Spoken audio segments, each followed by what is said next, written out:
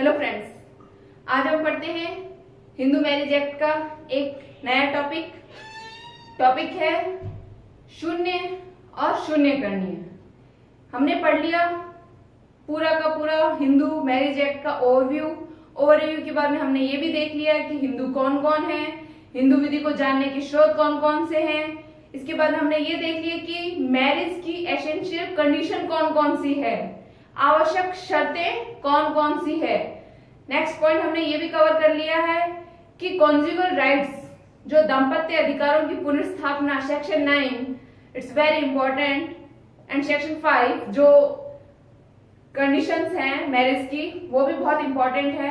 तो हमने वो सब सेक्शन कवर कर लिए हैं। अब हम आते हैं वॉइड एंड वॉइडेबल। मैरिज कौन सी वॉइड होती है और कौन सी वॉइडेबल होती है। मैरिज वैलिड होती है पर कौन कौन सी कंडीशंस में मैरिज वॉइड भी हो सकती है और वॉइडेबल भी हो सकती है। तो अब हम आज उन कंडीशंस को कवर करेंगे। सेक्शन 11 वॉइड मैरिज के बारे में बताएगा और सेक्शन 12 वॉइडेबल मैरिज को बताएगा। तो वॉइड और वॉइडेबल मैरिज इन दोनों को कवर करने के लिए हमें सेक्शन 5 जो मैरिज की एसेंशियल कंडीशंस हैं उनका नॉलेज में होना बहुत जरूरी है, क्योंकि उसी के बिहाफ पर ही शून्य और शून्य करणीय जो मैरिज की कंडीशंस है, जो मैरिज के आधार हैं, यहाँ पे ग्राउंड्स हैं, वो उसी से ही निकल कर बाहर आएंगे। तो मैरिज की जो एसेंशियल कंडीशंस है उसके लिए आप मेरा वीडियो पहले देख लेना। चलिए स्टार्ट करते हैं हम। तो मैंने लिख दिया है, वैसे दोनों चार्ट भी बना दिए हैं, अलग अलग कर दिए हैं। क्वेश्चन पेपर में वॉइड और वॉइडेबल मैरिज को कंबाइंड करके ही 99% पूछा जाता है कि वॉइड मैरिज कौन सी होती है और वॉइडेबल मैरिज कौन सी होती है। वॉइड और वॉइडेबल मैरिज के बीच में क्या अंतर होता है, दोनों में क्या डिफरेंस है। तो पहले तो मैं आपको ये बता देती हूं कि 3 टाइप की मैरिज होती है। वैलिड यानी कि जो मान्य, दूसरी है वॉइड जो कि शुरू से ही शून्य है, यानी वो शादी ही नहीं है, वो विवाह ही नहीं है। थर्ड जो जब करते हैं तब तो वो मान्य होती है, पर कुछ सर्कमस्टांसेस ऐसे हो जाते हैं कि वो बाद में शून्य करणीय करवाई जा सकती है, वॉइडेबल होती है, बाद में होती है। और अगर आप उसे वॉइडेबल नहीं करवाते हो, शून्य करणीय नहीं करवाते हो, तो वो भी एक वैलिड मैरिज की तरह वैलिड ही रहेगी और वैसे ही कंटिन्यू चलती रहेगी। तो आपको समझ में आ गया होगा वॉइड, वॉइडेबल और वैलिड। यही आपने कॉन्ट्रैक्ट एक्ट में भी देखा है, वहां पे भी कॉन्ट्रैक्ट वैलिड भी होता है, वॉइड भी होता है और वॉइडेबल भी होता है। और वही सेम कि उसके भी अपने अपने ग्राउंड हैं। चलिए हम पढ़ रहे हैं अभी हिंदू मैरिज एक्ट, तो उसी को ही कवर करते हैं। तो मैंने अभी बताया शून्य विवाह जो वॉइड मैरिज होगी वो सेक्शन 11 में डिफाइन की गई है। 11 सेक्शन में शून्य मैरिज को डिफाइन किया है। तो उसका एक पहला ग्राउंड क्या है? पहला ग्राउंड है हिंदू मैरिज एक्ट का सेक्शन 5 का क्लॉज 1। ये मैंने यहां बता रखा है। क्लॉज 1 क्या कहता है मैं बता चुकी हूं, पर यहां पे एक बार बताना फिर भी जरूरी है, तो मैं इनको एक शॉर्ट में रिपीट कर देती हूं।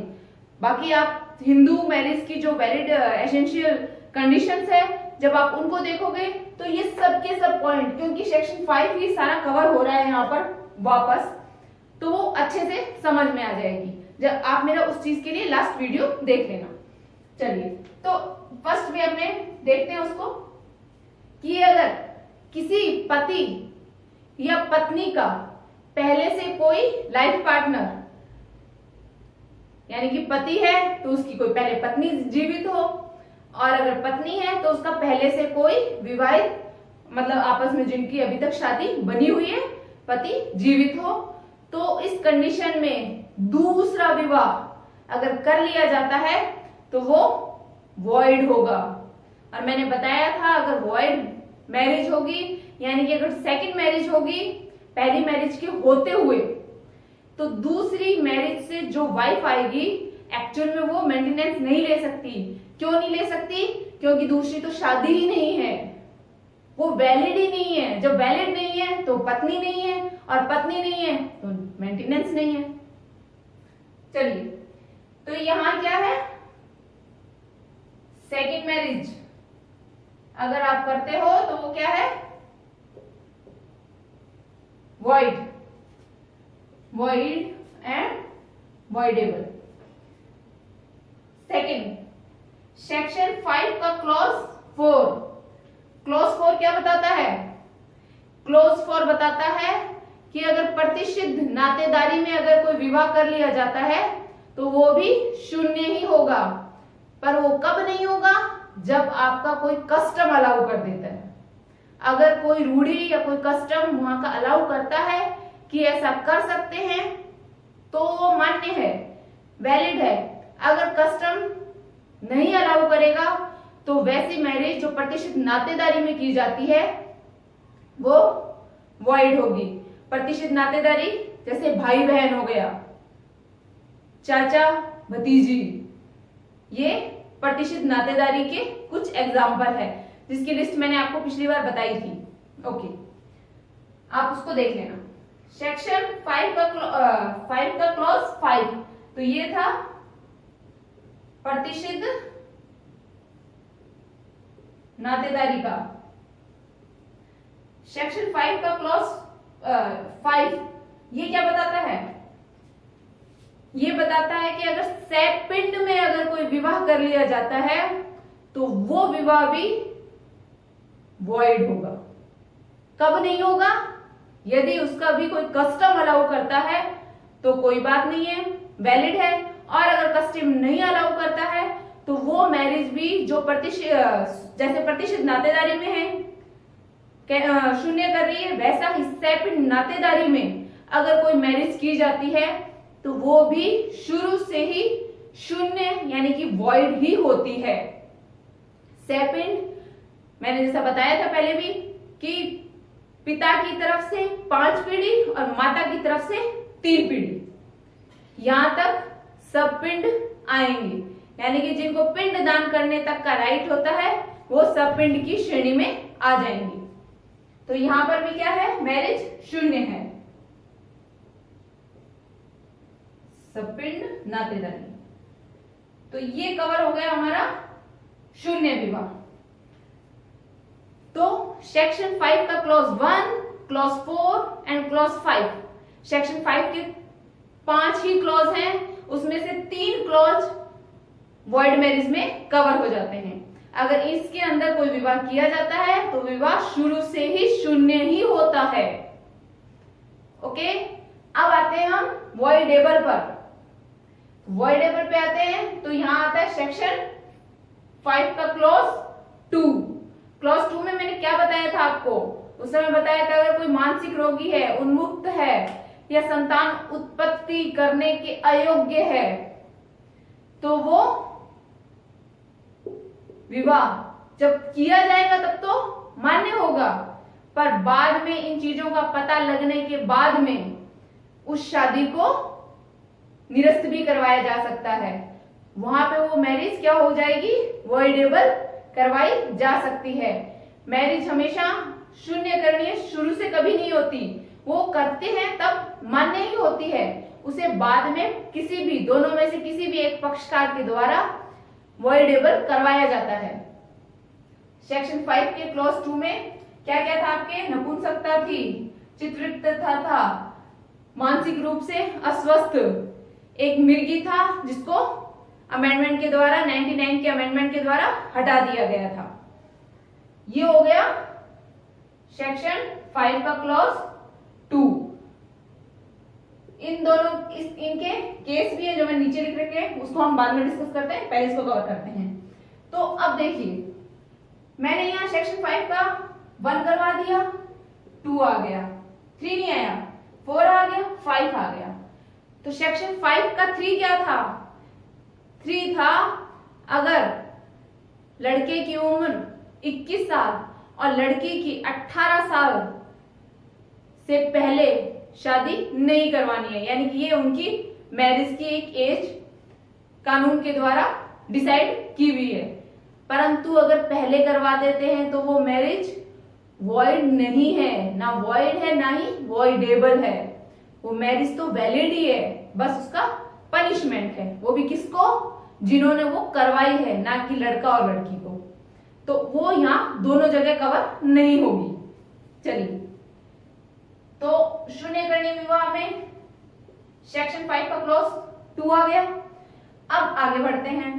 अगर कोई शादी बल या कपट के द्वारा, जिस समय शादी हो रही है उस समय अगर वो जबरदस्ती करवा ली जाती है, या झूठ बोल के या किसी छल के द्वारा अगर कोई मैरिज करवा ली जाती है और बाद में उस छल और बल का पता चलता है, कपट का पता चलता है, तो उस मैरिज को निरस्त, वॉइडेबल, वो उस मैरिज को बाद में शून्यकरणीय करवाया जा सकता है।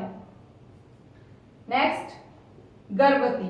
अगर विवाह के समय पत्नी गर्भवती थी और उसका पता नहीं चलता और बाद में उसका पता चलता है, तो उसके बाद में उस मैरिज को वॉइडेबल करवाया जा सकता है। अब मैंने बता दिया कि इसका और इसका बाद में पता चलने के बाद में वॉइडेबल करवाया जा सकता है। और ये स्थिति कब है कि बाद में वो ऐसा हो जाता है। नपुंसकता का हो सकता है बाद में पता चले, चित्रविकृत हो सकता है वो बाद में पागल हो गया हो, या ये भी छुपाया गया हो। तो ये सब कवर करता है वॉइडेबल को। बल या कपट के द्वारा या गर्भवती होने का पता चलने के बाद में, अगर किसी महिला के गर्भवती होने का पता चलने के बाद भी अगर उसका पति जिसके साथ उसका विवाह हुआ है 1 साल तक रिश्ता बनाए रखता है, तो उसके बाद वो उस विवाह को वॉइडेबल नहीं करवा सकता। याद रखना, यहाँ पे एक कंडीशन डाली हुई है, बल या कपट का पता करने के 1 साल बाद भी अगर वो कोई मैरिज के खिलाफ कोई एक्शन नहीं लेता, उसको शून्यकरणीय नहीं करवाता है। और ऐसा ही सेम इसमें है, गर्भवती का पता होने के बाद भी अगर 1 साल तक वो अगर उस अपनी मैरिज को चलाता रहता है और उसे वॉइडेबल नहीं करवाता है, तो वो बाद में उसको करवा भी नहीं सकता। यानी कि 1 साल के अंदर अंदर पार्टनर को एक्शन लेना है अपनी मैरिज को शून्यकरणीय करवाने के लिए, वॉइडेबल करवाने के लिए एक्शन लेना है। नहीं लिया तो बाद में वो नहीं ले सकता। वो लेगा तो कोई और ग्राउंड होंगे, पर ये ग्राउंड बाद में कवर नहीं होंगे। हो गया? तो ये शून्यकरणीय के आपके कुछ पॉइंट आ गए, शून्य विवाह के ये पॉइंट आ गए। अब हम आते हैं इस पर, यानी कि केस इन लॉ पर। चलिए, तो पहला केस है आपका युवराज दिग्विजय सिंह वर्सेज युवरानी प्रताप कुमारी AIR 1970। इस मामले में क्या कहा गया था कि यदि कोई पक्षकार तब नपुंसक माना जाता है जबकि उसकी मानसिक या शारीरिक दशा संसर्ग को असंभव बना देती है। इस मामले में यह कहा गया था कि अगर उसकी मानसिक दशा ऐसी है कि आपस में उनका रिलेशन नहीं बन रहा है, मानसिक और शारीरिक दशा ऐसी है, तभी उसको नपुंसक माना जाएगा। सेकंड केस, नपुंसकता से रिलेटेड मामला था ये। Second case Raman Agrawal versus Shweta Agrawal AIR 2014 का ये मामला है। इस मामले में ये था कि पत्नी को 7 महीने तक पति के घर रह रही है, निवास कर रही है, और अगर पति उसके साथ में कोई भी हस्बैंड वाइफ का रिलेशन नहीं बना रहा है, नहीं बनाना चाहता है, तो उसको मानसिक रूप से नपुंसक मान लिया जाएगा। ये 2 मामले इससे रिलेटेड है। तो आज का हमारा टॉपिक था शून्य और शून्यकरणीय। मैंने जैसे पहले ही बताया था कि क्वेश्चन दोनों ज्वाइंट करके भी पूछ सकते हैं और अलग अलग, हालांकि अलग अलग बड़े क्वेश्चंस नहीं पूछे जाते, क्योंकि दोनों क्वेश्चन एक साथ ही पूछे जाएंगे। इसमें दोनों का क्या क्या चीजें कवर होगी, दोनों के बीच में क्या क्या अंतर है, ये आपको देखना है। शून्य शुरू से शून्य होता है, शून्य गणनीय बाद में करवाया जाता है।